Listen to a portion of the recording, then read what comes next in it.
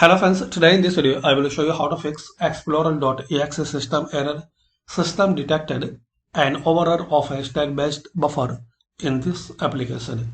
So guys, to resolve this issue, just follow some easy steps. Click on Start, type PowerShell, right click on Windows PowerShell, run as administrator.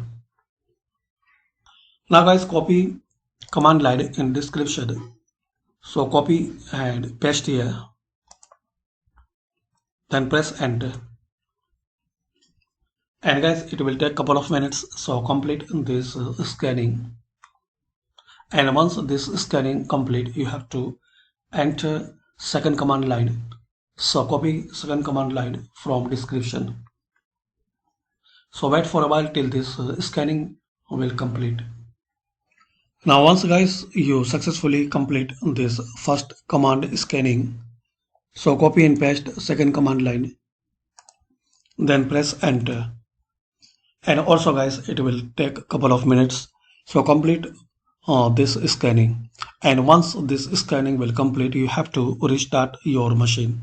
Hopefully guys, after restart you can fix and you can resolve Explorer.exe System Error on Windows 10 or 11. Thanks for watching. Please comment this video work for you or not.